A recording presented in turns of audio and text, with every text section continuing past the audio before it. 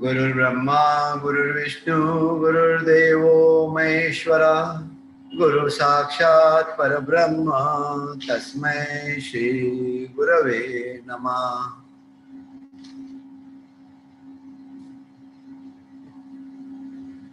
उपसंहार या अध्यायाचा अभ्यास आपला चालला होता. मागच्या गुरुवारी आपलं वाचन झालं नसल्यामुळे त्याच्या आधीच्या गुरुवारी जो काही विषय झाला होता त्याची थोडीशी उजळणी करूया आणि त्याच्यानंतर पुढे जाऊया. आजचा हा जो विषय आहे हा एक अतिशय महत्वाचा विषय. तसं बघायला गेलं तर वंदनीय दादांनी सांगितलेल्या प्रत्येक गोष्टी या महत्वाच्या आहेत. परंतु आजचा जो विषय आहे पान क्रमांक 329 ते 332 याच्यामध्ये दादांनी नेमकं आपल्याला काय सांगितलं याचा अभ्यास जरा आपण थोडा शांतपणे करू. कदाचित आज आपल्याला एक 10-15 मिनिटं जास्त लागतील, परंतु हा विषय आपण इथे संपवण्याचा आज प्रयत्न करू. मागच्या वेळेला हा भाग झाला होता, परंतु आता पुन्हा त्याची आपण एक उजळणी करू.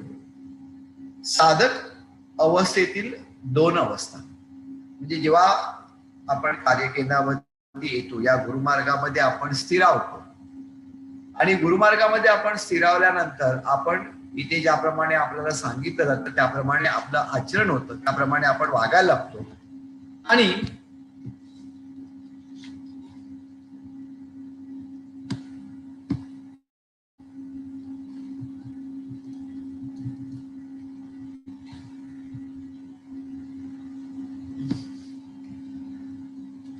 आपण वागायला लागतो. तर त्यावेळेला पहिली अवस्था कोणती असते आणि त्याच्यानंतर मग दुसऱ्या अवस्थेमध्ये आपण कसं जायला पाहिजे याच्याविषयी दादाने सुंदर सांगितलंय. तर वाचूया आपण. पहिल्या अवस्थेत जरी आपण भक्ती ही ईश्वराला उद्देशून करत असलो तरी साकार झालेल्या ईश्वर तत्वात आपण स्वतःला सामावून घेऊ शकत नाही. म्हणजे आपण म्हणतो की आपण कार्यकेंद्रामध्ये येतो, आपण घरी साधना करतो आणि आपण ईश्वराला उद्देशूनही भक्ती करत असतो, तरीही जे काही ईश्वर तत्व आहे त्याच्यामध्ये आपण स्वतःला सामावून घेऊ शकत नाही. अतिशय महत्वाचं आहे. पण ईश्वर मात्र भक्ताच्या ठिकाणी सामावलेला असतो. म्हणजे आपण भक्ती केली, आपली भक्ती ही कोरडी असते, त्याच्यामध्ये भाव नसतो. परंतु आपण कोणत्याही प्रकारची भक्ती केल्याबरोबर ईश्वर मात्र भक्ताच्या ठिकाणी सामावलेला असतो. अशा स्थितीत साधकाला ईश्वराची पूर्णता जाणीव न होता स्वतःच्या जीवनाची म्हणजे जन्म कर्म ऋणानुबंधाची जाणीव होत असते. म्हणजे आपल्या आयुष्यामध्ये आपण देवाला कशाला आणलेलं असतं, तर काहीतरी आपल्या सुख दुःख आपली जे राहिलेले असतात ती सुख दुःख आपण अनुभवावीत म्हणून आपण ईश्वराला आपल्या आयुष्यामध्ये आणलेलं असतं. किंवा जे काय मला प्रापंचिक हवं आहे ते प्रापंचिक मला त्याच्याकडनं सहजतेने प्राप्त होऊ शकेल ह्या दृष्टिकोनातून विचार करून आपण ईश्वराची भक्ती करत असतो. तर दादा काय म्हणतात, अशा परिस्थितीत किंवा अशा स्थितीत साधकाला ईश्वराची पूर्णता जाणीव न होता स्वतःच्या जीवनाची म्हणजे जन्म ऋणानुबंधाची जाणीव होत असते. म्हणजे प्रत्येक वेळेला त्याच्या आयुष्यामध्ये जी काही सुख दुःख असतात त्याच्यामध्येच तो अडकलेला असतो. जन्म ऋणानुबंधांची जाणीव होत असते म्हणजे काय, तर त्या जन्म ऋणानुबंधांमुळे निर्माण होणारी जे सुख दुःख असतात त्याच्यामध्ये तो बुडावला. या जाणीवेमुळे कर्मपरत्वे करावे लागणारे कर्तव्य व त्याच्या आड येणारे अडथळे याचाच विचार वारंवार होऊन साकार झालेल्या ईश्वरी तत्वाबद्दल आवश्यक ती निष्ठा वाढीस लागत नाही. या वाक्याचा अर्थ जर समजून घेऊया. या जाणीवेमुळे म्हणजे आपल्याला काय जन्म कर्म ऋणानुबंधांची जाणीव होत असते. म्हणजे सुख दुःखांच्या आपल्या सुख दुःखामध्येच याची जाणीव आपल्याला होत असते. आणि ह्या जाणीवेमुळे कर्मपरत्वे करावे लागणारे कर्तव्य व त्याच्या आड येणारे अडथळे याचाच विचार वारंवार होऊन साकार झालेल्या ईश्वर तत्वाबद्दल आवश्यक ती निष्ठा वाढीस लागत नाही. मला हे पाहिजे होतं, नाही मिळालं. मला हे पाहिजे होतं, दिलं देवाने. म्हणजे आनंद, सुख आणि दुःख याच्यामध्येच आपण अडकलेलो असतो आणि त्याच्याबरोबर त्याच्या अनुषंगाने आपण फक्त ईश्वराचा विचार करत असतो. ईश्वराने दिलं, नाही दिलं, दिलं तर आपली थोडंसं त्या ईश्वराबद्दल वाटतं, नाही दिलं ताबडतोब मग आपलं मन असं खट्टू होतं की बाबा अरे खरं देव आहे का, अरे तो तर देत, मी एवढं करतो तरी तो देत नाही. त्यामुळे ही निष्ठा जी आहे ही निष्ठा वाढीच लागत नाही. कारण का, तर आपण ईश्वराचा विचार फक्त आपल्या सापेक्ष करत असतो. जे काय आपल्याला सुख दुःख मिळालं असतं, त्याचा काय अनुभव मिळाला असतो, त्याच्या अनुषंगाने आपण ईश्वराचा विचार करत असतो. त्यामुळे पहिल्या अवस्थेत झालेली प्रगती ही पुढे स्थिरपणे या देहातून सुलभपणे कार्य करू शकत नाही. म्हणजे आपल्याला बरं वाटत असं, बरंच वाटत असं की आपण खूप प्रगती केली, पण ही स्थिरपणे या देहातून सुलभपणे कार्य करू शकत नाही. मग आता प्रश्न असा पडला की आपण तर या मार्गातून असंच गेलेलो आहे. दादा काय म्हणतात, हे असेच सगळे जण जाणार आहेत, त्याच्यात काही चुकीचं नाहीये. परंतु आता पुढे काय करायचंय याचा आपण विचार करू. आपल्याला माहीतच नाही. आपल्याला समजा असं वाटत असेल की हीच भक्ती, अशाच प्रकारची भक्ती करायची, अशाच प्रकारचं ईश्वर चिंतन करायचं, तर आपल्याला कळणार नाही की नेमकं दादा दुसरी अवस्था आपल्याला काय सांगण्याचा प्रयत्न करतात आहे. म्हणजे पहिल्या अवस्थेमध्ये हे असंच होणार हे दादाने सांगितलंय. असा अनुभव क्षणोक्षणी आला की देहधर्माची कार्ये जी आहेत की ज्यांचा विचार वास्तविक कर्तव्य म्हणून विचारात घ्यावाच पाहिजे, तो न होता देहधर्म म्हणजे उपभोग याकडेच आपले विचार अधिक साकार करून घेण्यासाठी साकार झालेल्या ईश्वरी तत्वाचा आपण उपयोग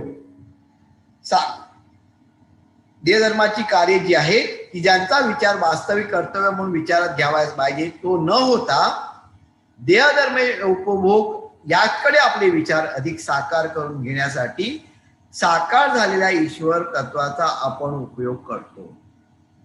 म्हणजे काय, हा देह जो आपल्याला दिलेला आहे कशासाठी दिलेला आहे, हा देह जे दिलेला आहे त्या देहाचा आपल्याला विकास करायचा आहे. परंतु त्याचा विचार आपल्या मनामध्ये येत नाही. आपण काय म्हणतो, खाऊया पिऊया मस्तपैकी झोपूया, म्हणजे सगळे जे चोचले आपले देहाचे असतात ते सगळे चोचले आपण त्यावेळेला करतो. आणि आपल्याला वाटत असतं अरे आपण किती देवाची भक्ती करतो, ईश्वर चिंतन करत असतो, परंतु त्याचं काही नसतं. आपण आपल्या देहाचा विकास, त्याची ऍक्च्युली त्याचा जो देहधर्म आहे त्याचा आपण विचार करत नाही. म्हणजे दादाने काय म्हटलं बघा, देहधर्माची कार्य जी आहे की ज्यांचा विचार वास्तविक कर्तव्य म्हणून विचारात घ्यावाच पाहिजे, तो न होता देहधर्म म्हणजे उपभोग याकडेच आपले विचार अधिक साकार करून घेण्यासाठी साकार झालेल्या ईश्वर तत्वाचा आपण विचार करत असतो. म्हणजे काय, उपभोग घेण्यासाठी मला हे पाहिजे त्याच्यासाठी देव पाहिजे, मला हे पाहिजे त्याच्यासाठी मला देव पाहिजे, कळलं की नाही. हे दुःख माझ्या आयुष्यामध्ये नको, त्याच्यासाठी मला देव पाहिजे, माझ्या मुलांचं लग्न व्हायला पाहिजे, मला नातवंड पाहिजे, मला बंगला पाहिजे, ह्या सगळ्या गोष्टींसाठी आपल्याला देव हवा असतो. आणि दादाने काय सांगितलं, हे सर्व सगळ्यांच्या बाबतीत तसंच आहे, परंतु आता जरा पुढे जाऊया ना. आणि पुढे काय म्हणतात बघा दादा, अशा विचारांच्या कार्याला साकार करण्यासाठी जे ईश्वरी तत्व उपयोगी पडले त्यालाच कृपाशीर्वाद समजून पुढील देहिक प्रगतीसाठी आपले आवश्यक ते प्रयत्न क्रियाशील राहत नाही. म्हणजे आपल्याला काय वाटतं, मुलं शिकली, बंगला झाला, गाडी आली, कळलं, जे काय आपल्याला हवंय तेवढं सगळं प्राप्त झालं, म्हणजे काय आपल्याला वाटतं की देवाचा आपल्याला कृपाशीर्वाद आहे, कृपाशीर्वाद आपल्याकडे प्रवाहित होतोय. आणि जेव्हा असं होतं त्यावेळेला आपण त्याच्यामध्ये एवढे अडकतो की पुढची जी देहिक प्रगती आपल्याला करायची आहे त्या दैहिक प्रगतीच्या जे प्रयत्न करायला पाहिजे ते प्रयत्न त्या क्रियाशील आपले राहत नाही. पुढे जाऊया. दादानी काय सांगितलं? वास्तविक कृपाशीर्वाद व त्यांचा लाभ जर आपला झाला तर कृपाशीर्वादात अपूर्णवत असे काहीच शिल्लक नाही. पूर्ण कृपाशीर्वाद म्हटल्यानंतर आपल्याला देवाकडे काय मागायची गरजच नाही. मला हे दे, मला ते देऊ नको, अमुक कर तमुक कर, एक सांगायची गरजच नाहीये.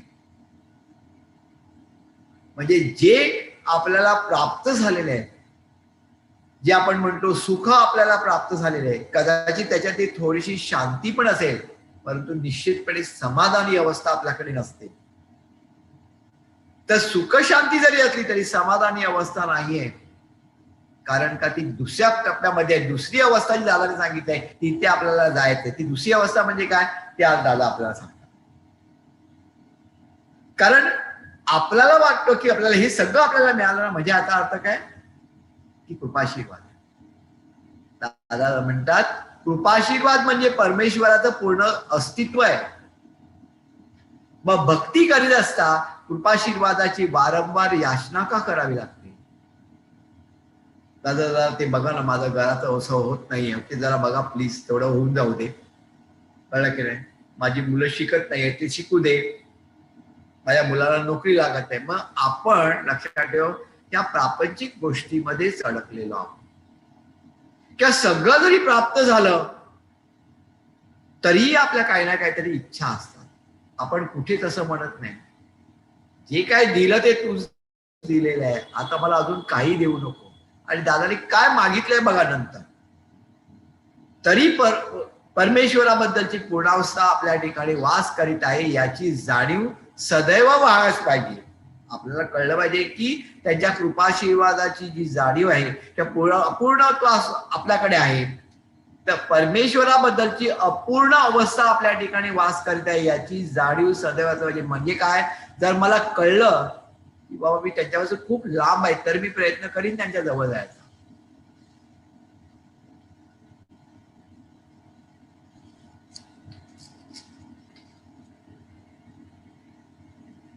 पुढे दादा काय म्हणतात बघा. कृपाशीर्वादाचे पूर्णत्व म्हणजे भक्तीच्या प्रगतीची दुसरी अवस्था. आता दुसऱ्या अवस्थेबद्दल सांग.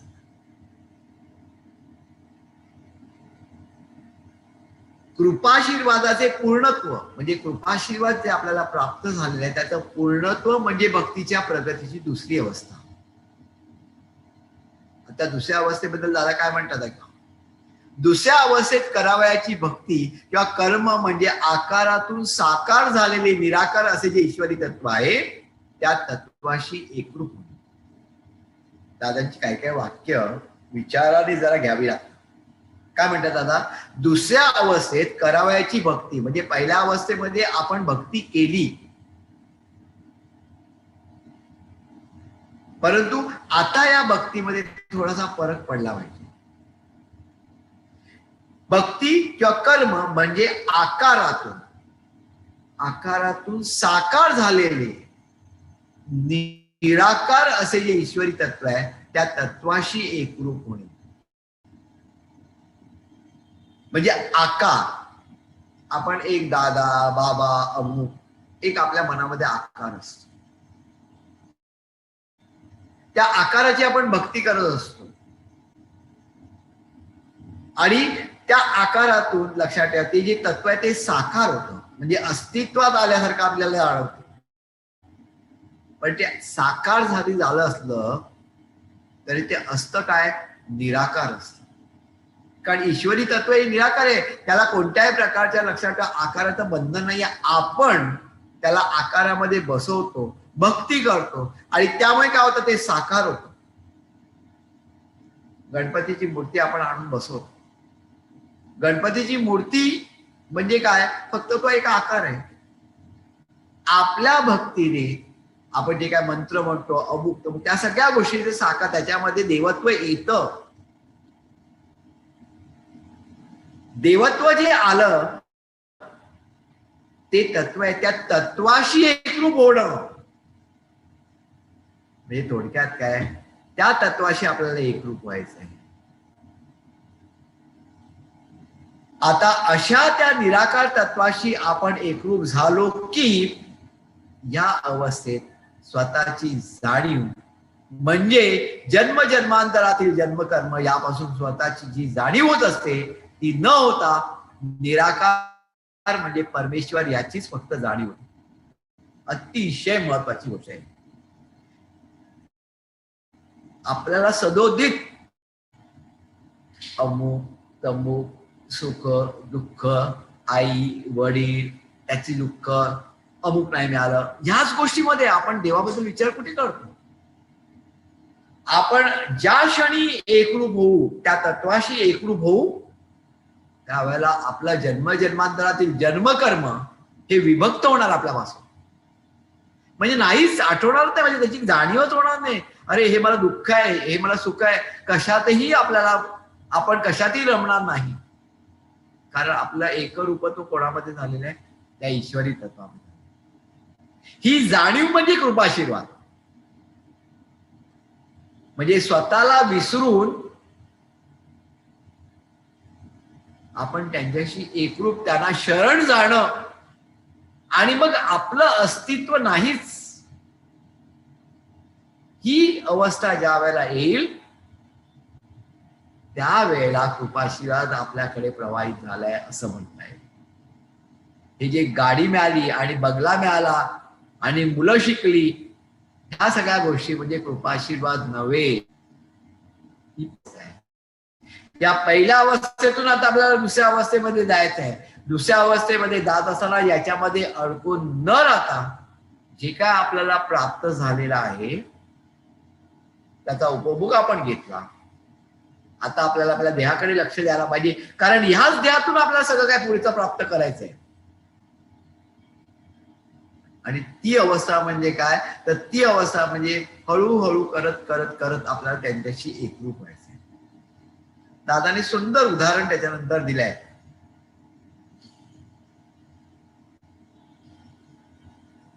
दादा काय म्हणतात बघा, नदी व तिचे पाणी हे सदैवच वाट्याला येतं असं नाही, पण सागर कधीच आटत नाही, तर त्याचा लाभ घेऊन सुद्धा तो शिल्लक राहतो. ही अवस्था निराकार अवस्थेत अनुभवल्यास मिळते.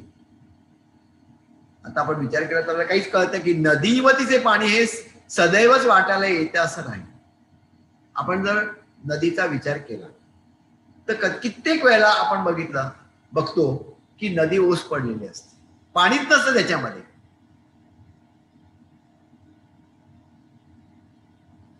कधी असतं कधी नसतं, म्हणजे प्रत्येक वेळेला ती आपल्या वाट्याला येते असं नाही. म्हणजे ती नदी, त्या नदीचं पाणी आपल्याला मिळतच असं नाही. परंतु सागराचं तसं नाही. सागर कधी नाहीचं झाला का, त्याच्यामधलं पाणी कधी नाहीचं झालं का, नाही. दादाने सुंदर सांगितलंय, पण सागर कधीच आटत नाही,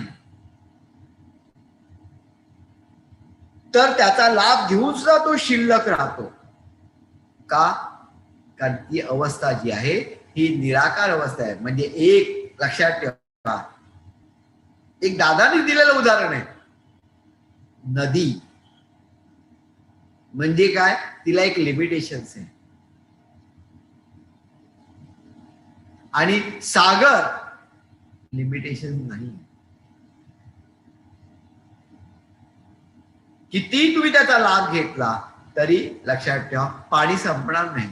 तसंच दादा काय म्हणतात, ह्या दुसऱ्या अवस्थेत आपल्याला लाभ घ्यायचा आहे, त्यांच्याशी एकरूप व्हायचं. अशा या अवस्थेत जन्मजन्मांतराचे अस्तित्व लयास जाते. म्हणजे आपण मागच्या जन्मामध्ये, त्याच्या मागच्या जन्मामध्ये काय केलं,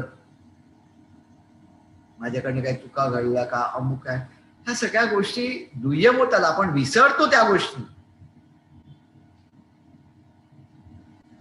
अशी अवस्था आपल्याला प्राप्त करून घेता येते. पण दादानी या उपसंहारामध्ये अशा गोष्टी सांगून ठेवलेल्या आहेत ज्याचा विचार आपण करायला पाहिजे. आपण त्याच्या जवळपास जराही नाही आहोत. परंतु अभ्यास म्हणून आपल्याला कळलं पाहिजे की बाबा नेमकं आपल्याला काय प्राप्त करायचं आणि आपण कशामध्ये अडकलेलो आहोत. एवढ्याशा गोष्टी आपल्याला प्राप्त झाल्या, आपल्याला वाटतं की कृपाशीर्वाद आपल्याला प्राप्त झाला. नाही, तसं नाही. दादा काय म्हणतात, अशा अवस्थेत जन्मजन्मांतराचे अस्तित्व तयार जाते आणि यालाच दादा ती मुक्ती म्हणते. ज्यावेळेला आपण त्यांच्याशी एकरूप होऊ तेव्हा आपलं काया वाचा मन एकरूप होणार आणि सगळ्या ठिकाणी फक्त ईश्वर चिंतनच असणार. आणि अशी जेव्हा अवस्था येईल त्यावेळेला मुक्ती. कुठेतरी जाऊन जंगलामध्ये बसायचं आणि देवाचं नाव घ्यायचं आणि मुक्ती होणार असं नाही.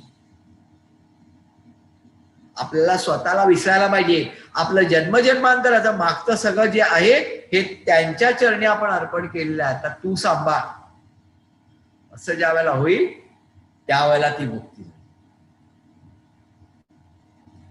दादाने अजून एक काय म्हटलंय बघा, या अवस्थेचे गुणवर्णन गाता गाता वेद सुद्धा थकले. म्हणजे ही वेगळीच अवस्था आहे. वेद सुद्धा सांगू शकत नाही नेमकं ही मुक्ती म्हणजे काय आहे. तर दादाने अगदी सोप्या शब्दात सांगितलंय, आपल्या स्वतःला विसरायचंय आपल्याला फक्त बस. आपलं जन्मकर्म जन्म जन्मांतर काही नाही शिल्लक राहिलं. तुमच्या चरणाशी आम्ही एकरूप झालो. तेव्हा आपण अधिकाधिक याचा सखोल विचार न करता प्राप्त जन्मातील ईश्वराबद्दलचे जे इष्ट कर्तव्य आहे त्याचाच विचार करणे सुज्ञपणाचे ठरेल.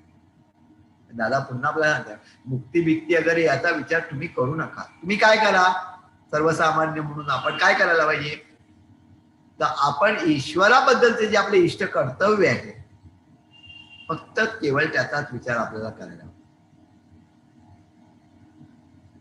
दुसरी अवस्था ही ईश्वराधीन आहे व तिचा लाभ मनुष्याला सुलभपणाने होतो. आता ही जी दुसरी अवस्था दादाने सांगितली आहे, एकदा आपण तुझ्या व्यतिरिक्त माझा कोण नाही, मी मला तुझ्या चरणाशी ठेवलेलं आहे असं म्हटल्यानंतर जे का माझ्या आयुष्यामध्ये होणार, कळलं की नाही, हे तू ठरवायचंय. काय माझं करायचंय हे तू ठरवायचंय. असं जेव्हा आपण करू, ही अवस्था दादा काय म्हणतात, ही ईश्वराधीन आहे दुसरी अवस्था आणि तिचा लाभ मनुष्याला सुलभपणाने होतो.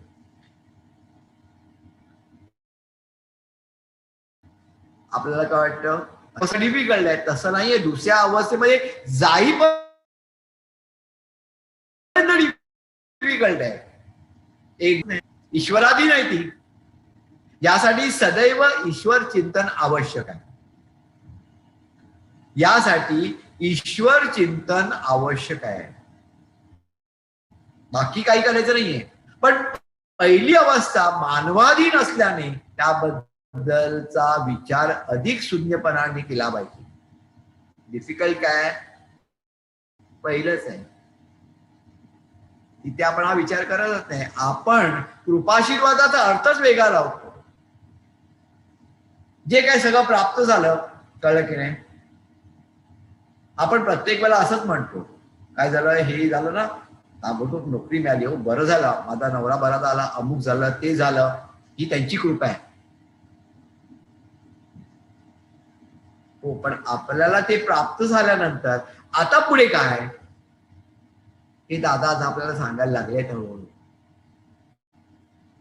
की पहिली अवस्था झाली, आता दुसऱ्या अवस्थेचा काय, तर दुसरी अवस्था ही ईश्वराधीन आहे व तिचा लाभ मनुष्याला सुलभपणाने होतो. यासाठी सदैव ईश्वर चिंतन आवश्यक आहे. पण पहिली अवस्था मानवाधीन असल्याने त्याबद्दलचा विचार अधिक सूक्ष्मपणाने केला पाहिजे. ते आपल्या हातात आहे, ते आपण त्यावेळेला व्यवस्थितपणे बॅलन्स ठेवला पाहिजे, त्याच्यामध्ये अडकता कामा नये. जर आपण त्या पहिल्या अवस्थेमध्ये प्रापंचिक गोष्टीमध्ये एका प्रमाणाच्या पलीकडे अडकलो तर दुसरी अवस्था प्राप्त करणं डिफिकल्ट आहे. पहिल्या अवस्थेतील जी दैहिक बंधने आहेत त्याला कारण हा प्राप्त जन्म 84 लक्ष योनीतून होतो. एक सुंदर विषय दादानी घेतलेला आहे. आपण घेऊया एक 15-20 मिनिटं आज 8:30 पर्यंत. तर पहिल्या अवस्थेतील जे दैहिक बंधने आहेत त्याला कारण हा प्राप्त जन्म 84 लक्ष योनीतून होतो. आता 84 लक्ष योनी म्हणजे 84 लॅक्स का संख्या आहे का? दादाच विचार. दादाने त्याचा सुंदर सुंदर त्याचा अर्थ सांगितलाय. 84 लक्ष म्हणजे नॉट 84 लॅक्स, इट इज 84 लक्षण म्हणजे 84 लक्षण. आणि ही 84 लक्षणं जी आहेत त्याच्याबद्दल दादाने आता थोडंसं सांगितलं. त्याचा आपण अभ्यास करूया.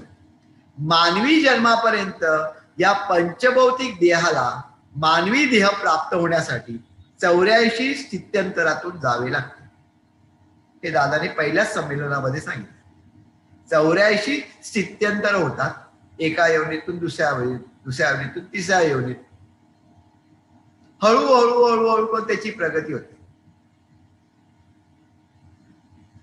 दुसरी अवस्था आपल्याला प्राप्त का होत नाही याच्यासाठी हा अभ्यास सुरू आहे. म्हणून अतिशय महत्वाचं आहे. पहिली अवस्था आपल्याला प्राप्त झाली, परंतु दुसऱ्या अवस्थेकडे आपण का सरकू शकत नाही याच्या मागचं जे तत्व आहे, याच्या मागचा जो बेस आहे, याच्या मागची जी कारण आहे ती दादा आपल्याला सांगायचा प्रयत्न करतात. आणि दादाने सुरुवात कुठनं केली? 84 लक्ष योनीपासून. तर मानवी जन्मापर्यंत हा पंचभौतिक देहाला मानवी देह प्राप्त होण्यासाठी 84 स्थित्यंतरातून जावे लागते. प्रत्येक स्थित्यंतरातील पूर्णत्व म्हणजे एक योनी. याप्रमाणे 80 वेळा या पंचतत्वांचे स्थित्यंतर होते व मानवी जन्म प्राप्त होतो. काय होतं? प्रत्येक स्थित्यंतरातील पूर्णत्व म्हणजे एक योनी. म्हणजे एक समजा कीटक असेल, ती एक योनी झाली. आता हा कीटकामध्ये सुद्धा पंचभौतिक 5 तत्व आहेत. कोणती? पृथ्वी, आप, तेज, वायू आणि आकाश. आता ह्या 5 तत्वांचं प्रमाण बदलतं, त्याच्यामध्ये स्थित्यंतर होतं. मग एका योनीतून दुसऱ्या योनीत, त्याच्यानंतर पुन्हा त्याच्यामध्ये त्या प्रमाणामध्ये फरक पडतो. पुन्हा दुसऱ्या योनीतून तिसऱ्या योनीत, असं करत करत 80 वेळा 80 ते 84 काय ते नंतर बघूया. 80 वेळा स्थित्यंतर होतात आणि मग मानवी जन्म प्राप्त होतो. आता हा जो जन्म प्राप्त झालेला आहे त्या मानवी देहामध्ये पंचकोशाने म्हणजे अन्नमय, प्राणमय, मनोमय, विज्ञानमय, आनंदमय व आनंदमय या कोशाने तो परिपूर्ण आहे. आता अतिशय महत्वाची गोष्ट आपण म्हणतो की मानवी देहामध्ये अन्नमय, प्राणमय, मनोमय, विज्ञानमय आणि आनंदमय असे 5 कोश आहेत. आणि या 5 कोशांनी तो परिपूर्ण आहे मानवी देह. त्याच्या आधीच्या योनींमध्ये काय असतं? त्या आधीच्या योनींमध्ये प्रत्येक योनींमध्ये अन्नमय कोशच हा लक्षात ठेवा मुख्य असतो. म्हणजे अन्नमय कोश हा प्रधान होता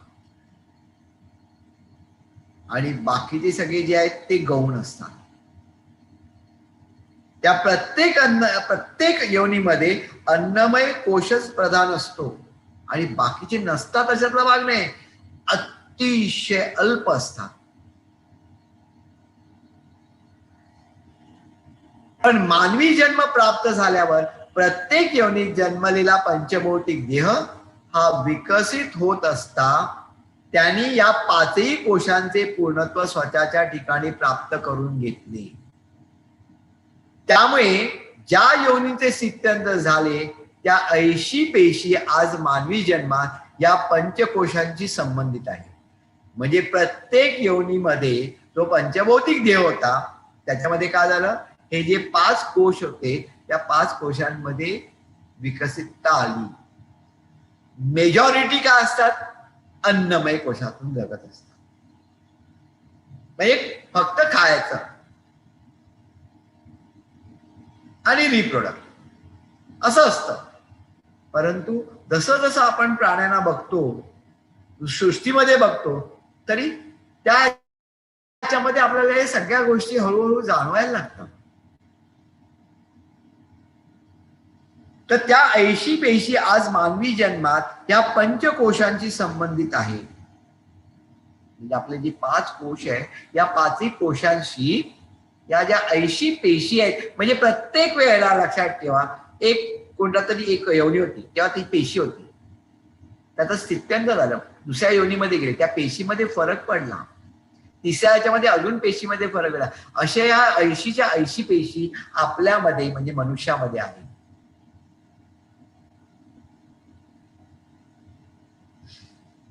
अशा या प्रत्येक कोशाशी निगडीत असणाऱ्या 16 पेशी म्हणजेच पंचमहाभूत तत्वे, पंचकर्मेंद्रिय, पंचज्ञानेंद्रिय व बुद्धी या सर्वांचे जे कार्य आहे त्यालाच मानवी जीवन असं म्हटलंय. आता हे समजून घेऊया. ह्या ज्या 16 पेशींबद्दल दादा म्हणतात आहे पंचमहाभूत तत्वे. पंचमहाभूत तत्वे कोणती? तर पृथ्वी, आप, तेज, वायू आणि आकाश. पंचकर्मेंद्रिय. पंचकर्मेंद्रिय म्हणजे ज्याच्यानं आपण कर्म करतो, म्हणजे कोणते? हात, पाय, मुख, ओके. त्याच्यानंतर लिंग आणि गुदक, ही पंचकर्मेंद्रिय. त्याच्यानंतर पंचे ज्ञानेंद्रिय. पंच ज्ञानेंद्रिय कोणती? तर पहिल्यांदा म्हणजे डोळे, बरोबर आहे. त्याच्यानंतर नाक, कान, जीवा आणि त्वचा. त्याच्याने फक्त आपल्याला ज्ञान होतं. पहिल्या पंचकर्मेंद्रिय आपण कर्म करतो, सगळी कर्म, आणि ह्या पंच ज्ञानेंद्रियाने आपल्याला सगळं ज्ञान होतं. तर पंचमहाभूत तत्व, पंचकर्मेंद्रिय, पंचज्ञानेंद्रिय आणि बुद्धी. कारण बुद्धी असल्याशिवाय सगळ्या गोष्टीवरती कंट्रोल येणारच नाही ना. काय करायचं नेमकं, ही बुद्धी असते. आता आपण कोणत्याही प्राण्याचा विचार करू. आपण असं म्हणूया की एक मांजर घेतली, की एखादा कुत्रा घेतला, तर ही पंचमहाभूत तत्व आहे की त्याच्यामध्ये आहे. त्याच्याकडे पण पंचकर्मेंद्रिय आहे की नाही? आहे. पंच ज्ञानेंद्रिय आहे की नाही? आहे. बुद्धी पण आहे की नाही? आहे. परंतु त्यांच्या प्रत्येकाची अवस्था ही वेगवेगळी आहे. बरं, त्यांच्यामध्ये हे कोश नाही आहेत का? आहे. अन्नमय कोश प्रधान आहे, बाकीचे.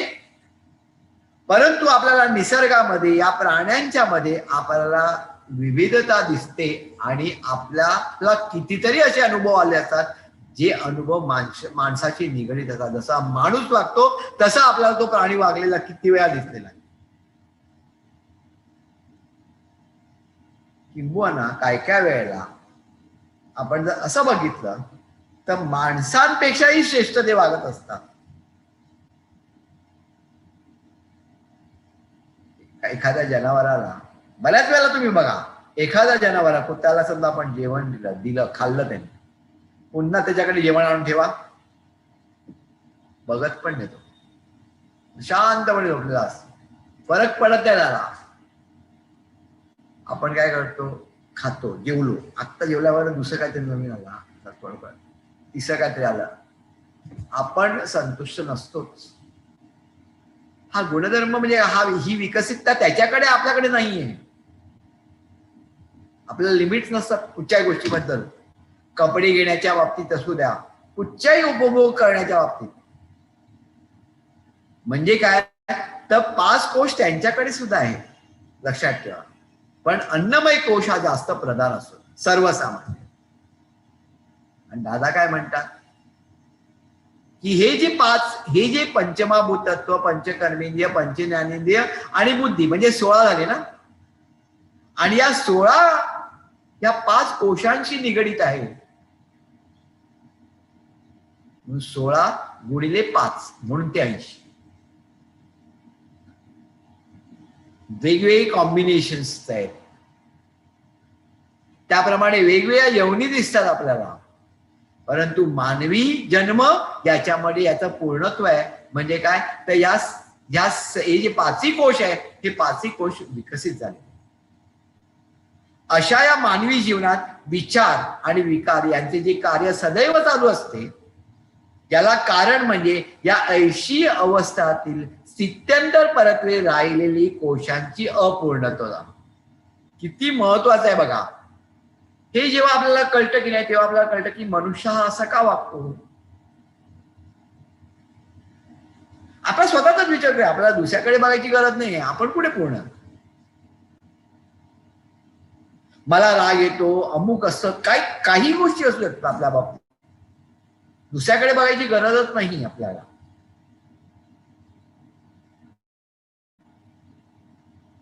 तर दादा काय म्हणतात, मानवी जीवनात विचार आणि विकार यांचे कार्य सदैव चालू असतं आपल्या डोक्यामध्ये. चांगले विचार येतात आणि चुकीचे विचार येतात, विकार येतात. का? याचं कारण जे कोश आहे ना, त्या कोशांची पूर्णपणे विकसितता झालेली नाही. विकार हा जो शरीर धर्म आहे तो 80 अवस्थेतही कार्य करीत होता. म्हणजे विकार हा जो आहे ना तो 80 स्थित्यंतरी झाल्यानंतर सुद्धा तो कार्य करीत असतो. त्यामुळे आजही जीवनात विचार करण्यापूर्वी विकाराचे प्राबल्य अधिक दिसते.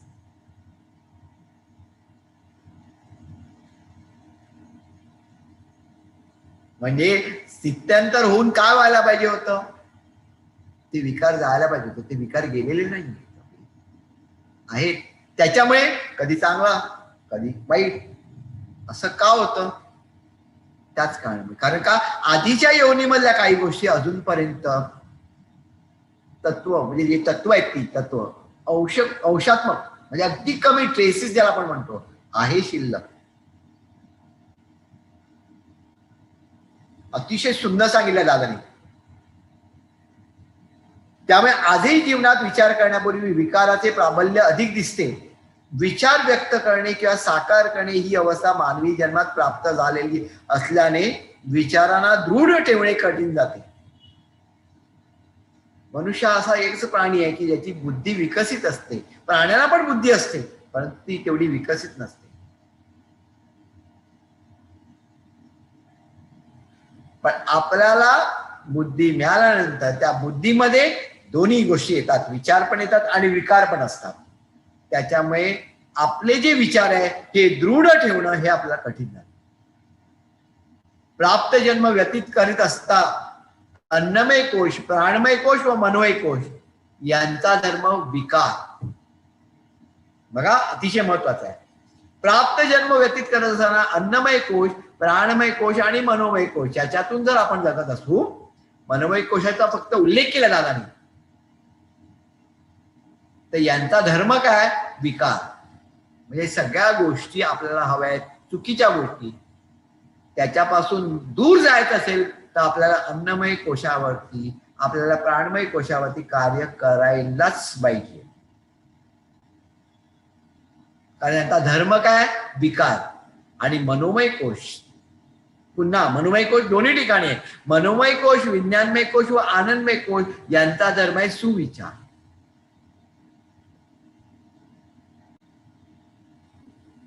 यांचा धर्म सुविचार करणे किंवा निर्माण करणे असे असताना फक्त विचार करणे इतकेच कार्य मनोमय कोश करत असतो. सुविचार व्हायला पाहिजे, नुसते विचार येता कामा नये मनोमय. तर तोच मनोमय कोश जो आपण म्हणतो त्याची विकसित अवस्था ही अतिशय महत्वाची आहे. त्यामुळे अन्नमय, प्राणमय आणि मनोमय मध्ये आहे. आणि दादाने स्थान पण आपल्याला सांगितलं. आपल्याला विचार करत असताना बेंबली जिथे आहे तिथे पृथ्वी तत्व आपलं म्हणतं, ते अन्नमय कोश. हृदय तिथे प्राणमय कोश, आप तत्व. त्याच्यानंतर कंठ इथे मनोमय कोश, तेज तत्व. ललाट विज्ञानमय कोश, वायू तत्व, आणि सर्वात वरती ब्रह्मस्थान, तिथे आनंदमय कोश आणि आकाश. जेवढा आपण वरती येऊ, म्हणजे जसं आपली विकसित अवस्था होते, म्हणजे आपण खाणं मिळालं ठीक आहे, नाही मिळालं काय फरक पडत, याच्यातून हळूहळू हळूहळू करून जेव्हा आपण पुढे वरती येऊ, त्यावेळेला आपली लक्षात ठेवा, या आनंदमय कोशातून आपण जगायला लागतो. मिळाला तरी तेवढाच आनंद आहे, नाही मिळाला तरी तेवढाच आनंद आहे, काही फरक पडता कामा नये. इथपर्यंत आपल्याला वरती यायचं आहे. त्यामुळे साधक अवस्थेतील ज्या दोन अवस्था आपण जर विचारात घेतल्या, त्यापैकी पहिली अवस्था मानवाधीन आहे असे म्हटले. याचा अर्थ ऐशी योनीतील स्थित्यंतर परत्वे राहिलेली अंशमात्रे तत्वे ही मानवरूप झालेली नाहीत. किती सुंदर सांगितलंय बघा. का आपल्यामध्ये दोष असतात? कारण त्या ऐशी योनीमधली काही जी तत्व आहेत, स्थित्यंतर परत राहिलेली अंशमात्र तत्व आहे, ही मानवरूप झालेली नाहीये. म्हणजे काय आहे, त्यांच्यामध्ये काहीतरी कमतरता आहे. मानव म्हटल्यानंतर तो परिपूर्ण आहे, ज्याला मन असतं तो मानव, अशी व्याख्या आहे. ते मानवरूप ती तत्व झालेली नाहीये. म्हणजे काय, तर त्याच्यामध्ये कुठेतरी आधीची जी योनी आहेत त्यांचा अंश त्याच्यामध्ये आहे. त्यामुळे साकार झालेले ईश्वर तत्व निराकार तत्वाशी एकरूप होण्यास अडथळा निर्माण होतो. वर नमूद केलेली 50% प्रगती होऊन सुद्धा राहिलेल्या 50% प्रगतीला जो विलंब लागतो, त्याला कारण या योनी अवस्थेतील राहिलेले अंशमात्र तत्वे ही अन्नमय, प्राणमय व मनोमय कोशांशी एकरूप झालेली आहेत. म्हणजे काय, आपल्यामध्ये जो अन्नमय, प्राणमय आणि मनोमय कोश आहे, याच्यामध्ये आधीच्या योनीतील काही तत्व त्याच्याशी निगडीत राहिलेली आहे. म्हणून अजूनपर्यंत मला ईश्वराबद्दल तसं वाटतच नाहीये. मला वाटतं खायला मिळालं, प्यायला मिळालं, मस्तपैकी झोप झाली, हे झालं, गाडी बंगला अमुक तमुक झालं, म्हणजे किती माझ्यावरती ईश्वराची कृपा आहे. यासाठी 50% प्रगती होऊनही ज्या ईश्वरी तत्वाला आपण साकार केले आहे, त्याचा लाभ घेऊन या ऐशी योनीतील अंशमात्र तत्वे आहेत त्यांनाही ईश्वरूप केले पाहिजे. अल्टिमेट आहे. म्हणजे काय, 50% प्रगती होऊनही ज्या ईश्वरी तत्वाला आपण साकार केले त्याचा लाभ म्हणजे काय, आपण काय म्हटलं, त्या आकारामध्ये आपण पहिल्यांदा भक्ती केली. भक्ती कोणाची केली, एका आकाराची केली, आणि ते तत्व साकार झाले. आता साकार झाल्यानंतर मी काय विचार केला, हे साकार झालेलं तत्व मला गाडी बंगले अमुक या गोष्टी देण्यासाठी आहे. तसं न करता आता आपण असा विचार करू, जे साकार केले आहेत त्याचा लाभ या 80 योनीतील अंशमात्र तत्वे आहेत त्यांनाही एकरूप ईश्वरूप केले पाहिजे. म्हणजे जे काही आपल्याला प्राप्त झालंय हे सगळं आपल्याला ईश्वराशी एकरूप करायचं आहे. म्हणजे काय होईल, आपल्यातले जे काही दोष आहे ते सुद्धा आपण त्यांच्या चरणाशी ठेवल्यानंतर काय होणार, त्याच्याशी एकरूप होणार. म्हणजे जी अंश मात्र आपल्यामध्ये जी तत्व राहिले त्यांनाही आपल्याला ईश्वरूप करायचंय. कारण प्रत्येक मानवाला जन्मप्राप्तीनंतर जी मुक्तावस्था सांगितली आहे ती केवळ या प्राप्त झालेल्या पंचभौतिक देहाला नसून, मुक्त अवस्थेत काय होया, सुंदर कल्पना आहे बघा. कारण प्रत्येक मानवाला जन्मप्राप्तीनंतर जी मुक्तावस्था सांगितली आहे ती केवळ ह्या प्राप्त झालेल्या पंचभौतिक देहाला नसून, ज्या 84 योनी अवस्थेतून आपण जन्माला आलो त्या अंशमात्र तत्वांची मुक्तावस्था प्राप्त करून दिली तरच दुसऱ्या अवस्थेत आपण सुलभपणाने जाऊ शकतो, त्या प्रवेश करू शकतो. म्हणजे काय, तर आपल्यामध्ये जी काय अंशमात्र तत्व आलेली आहेत ती अंशमात्र तत्वाला सुद्धा आपल्याला काय करायचंय, ईश्वरूप करायचं आहे. आणि ज्या वेळेला आपण हे ईश्वरूप करू, म्हणजे आपल्यामध्ये असलेले षड्रिप, आपण ज्यावेळेला म्हणतो काम, क्रोध, लोभ, मोह, मद, मत्सर. काम सगळ्यांना माहिती आहे, मोह, मद, मत्सर, लोभ, हे जेव्हा आपण माणसामध्ये असणारच, कारण हे प्राण्यांमध्ये सुद्धा आहे.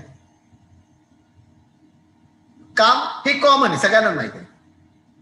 क्रोध, वाघाने जर डरकाळी फोडली नाही तो मेव करायला लागला, कसं चालेल? तर आपल्यामध्ये सुद्धा क्रोध असलाच पाहिजे काही ठिकाणी. लोभ, लोभ असल्याशिवाय प्रेम असणारच नाही. मला वाटलंच पाहिजे माझ्या मुलाने शिकलं पाहिजे, मुलाबद्दल काहीतरी आस्था असलीच पाहिजे. प्राण्यांमध्ये आपल्याला दिसतं. मांजर जे असेल ते मांजर आपल्या पिल्लाला वेगवेगळ्या ठिकाणी नेते, कारण का? त्याला माहित असतं बोका येऊन पिल्लू खाणार. कित्येक वेळेला आपल्याला असं पण दिसून आलेलं आहे की कुत्रा मांजरीची पिल्ल सांभाळतो. कित्येक म्हणजे कुत्री.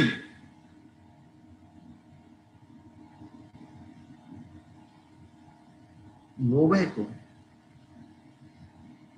मोह, मोह सांगायची गरजच नाही. त्या मोहामुळेच आपण प्राण्यांना अडकू शकतो कुठेतरी. कुठेतरी त्यांना आपण एक मोह देतो की बाबा हे खायला मिळेल, अमुक मिळेल, आणि आपण सुद्धा तसंच होतं जीवनामध्ये. आपण सुद्धा का अडकतो? कारण कुठल्या तरी नको असलेल्या मोहामध्ये आपण पडतो.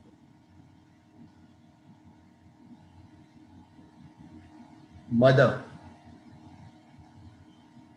ती नेहमी शांत असतो, परंतु ज्या वेळेला तो त्यावेळेला तो रागावतो किंवा काहीतरी त्यात बिनसतं, त्यावेळेला तो आपला मद दाखवतो. आणि तो शब्द आपण म्हणू शकतो, मदान मस्त आपण म्हणतो. मत्सर, प्राण्यांमध्ये पण मत्सर असतो, मनुष्यासारखा मत्सर नसतो. आपण जर कधी हॉस्पिटलमध्ये गेलो, कुत्र्यांच्या हॉस्पिटलमध्ये गेलो, आणि समजा आपला कुत्रा तिकडे आहे, त्या कुत्र्याला बघायला गेलो, तर बाकीचे कुत्रे सगळे ओरडायला लागतात भो भो भो करून. का? त्यांना कुठेतरी वाटतं अरे याला बघायला आले, आपल्याला बघायला का नाही आले आपले मान. म्हाताऱ्या माणसांच्या बाबतीत स्वतः असंच होतं. आई वडिलांना नेऊन आपण वृद्धाश्रमामध्ये टाकलेलं असतं. कोणाच्या तरी आई वडिलांना बघायला त्याची मुलं येतात आणि आपण आपल्या आई वडिलांना बघायला जात नाही, तर त्यावेळेला त्यांना काय असतं? त्यांना मत्सर वाटतो. पण हा मत्सर म्हणजे त्या अर्थाचा मत्सर नाही. मनुष्य जो मत्सर दाखवतो तो वेगळ्या प्रकारचा मत्सर. तो मत्सर दादाने कधी सांगितलंय. म्हणजे दादाने काय म्हटलं, हे जरी षड्रिपू असले तरी प्राण्यांमधले एक गुण आहे, ते षड्रिपू मनुष्याचे. कारण का? तर आपण त्याची जी लेवल आहे ती लेवल क्रॉस केलेली आहे. क्रॉस केल्यानंतर ते षड्रिपू होतात, तोपर्यंत ते षड्रिपू होत नाही. आणि दादानी सांगितलंय त्याच्यापैकी सगळ्या गोष्टी आयुष्यामध्ये थोड्या थोड्या प्रमाणात असल्याच पाहिजे, परंतु लिमिटच्या बाहेर नाही. तर असं जे काय आपल्याला 84 लक्ष योनीतून आपल्याला प्राप्त झालेलं आहे, त्या अंशमात्र तत्वांची, लक्षात ठेवा, त्या अंशमात्र तत्वांची मुक्तावस्था जेव्हा आपण त्यांना प्राप्त करून देऊ, म्हणजे ते आपल्या शरीरातून दूर होतील, त्यावेळेला आपण दुसऱ्या अवस्थेत सुलभपणाने जाऊ. आता याच्याबद्दल अजून दादाने काय काय बऱ्याच गोष्टी सांगितल्या. याच्यावरती आधारित 7वं संमेलनाचा एक भाग आहे. तर पुढच्या वेळेला जरासा विषयांतर करून तन्मात्र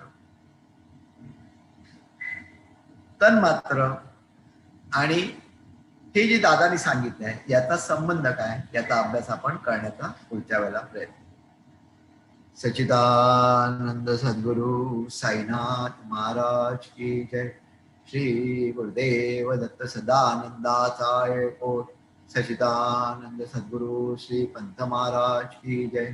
श्री गुरुदेव दत्त श्री सद्गुरुनाथ दादा महाराज की जय.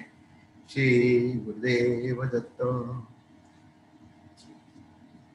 2020 साल कधी सुरू झालं आणि कधी आता पूर्ण व्हायला आलं कळत नाही. काही दिवसातच पुढच्या महिन्याला सुरुवात होणार, डिसेंबर महिन्याच्या. आपला कार्यकेंद्रावरील एक महत्वाचा उत्सव म्हणजे दत्त जयंती आहे. तत्पूर्वी आपल्याकडे खंडोबाचं नवरात्र पूजन होणार. त्याच्याविषयीच्या तारखा वगैरे आधीच जाहीर केलेले आहेत, पुन्हा आम्ही करू. जसं नवरात्र पूजन आपण करतो त्याप्रमाणे खंडोबाचं सुद्धा 6 दिवसाचं जे काय पूजन कसं करायचं याच्याविषयीचं पत्रक 1-2 दिवसातच आपल्या वेबसाईटवरती उपलब्ध असणार. पुढच्या महिन्यामध्ये म्हणजे डिसेंबर महिन्यामध्ये आपण सद्गुरूतर्फे जी कॅलेंडर्स आपण तयार करतो ती कॅलेंडर सुद्धा उपलब्ध असतील.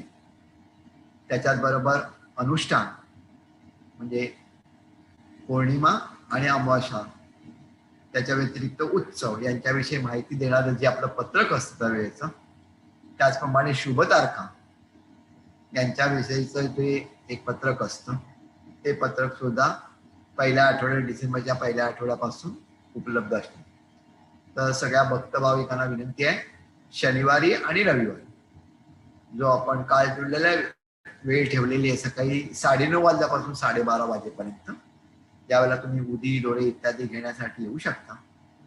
तर त्याच वेळेला कॅलेंडर आणि हे पत्रक अवश्य घेऊन. आणि काही जणांना समजा येणं शक्य नसेल आणि तुम्हाला त्यांना घरी जाऊन त्यांना ते पोहोचवणं शक्य असेल तर त्यांच्यासाठी सुद्धा घेऊन. परंतु गुरुमार्गा व्यतिरिक्त इतर कोणाला फक्त हे कॅलेंडर आहे असं म्हणून देऊ नका, कारण त्याच्यावरती वंदनीय दादांनी आपल्याला जे काही सांगितलंय, जे तत्वज्ञान सांगितलंय ते तत्वज्ञान खाली दिलेलं असतं. तर त्याचा अवमान होता कामा नये. ज्यांच्याकडे ते दिलं जातं त्याने ते पान फाडून टाकलं, कसंही वापरलं असं होता कामा नये. तर हे आपण जरा लक्षात ठेवलं पाहिजे. शुभम. नमस्कार.